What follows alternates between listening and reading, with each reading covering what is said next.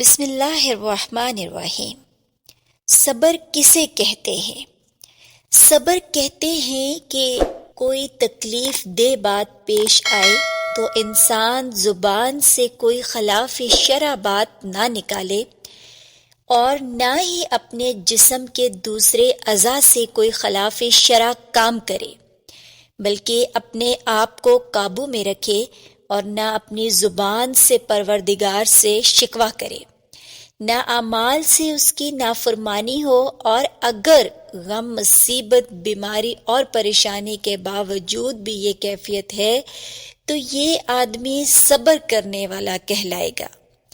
عام طور پر دیکھا گیا ہے کہ جب ہمیں کوئی کسی قسم کی بھی صورتحال پیش آتی ہے تو ہم دوسرے لوگوں سے اس بات کا بدلہ لینے کے لیے خود تل جاتے ہیں۔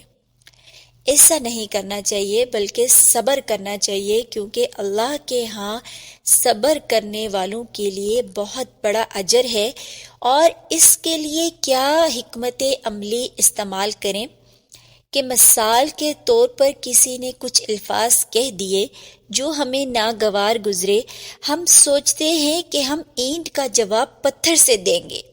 رشتہ داروں میں کوئی جھگڑے کی بات ہو گئی تو ہم کہتے ہیں کہ انہوں نے ایک کی تھی، ہم دو کریں گے۔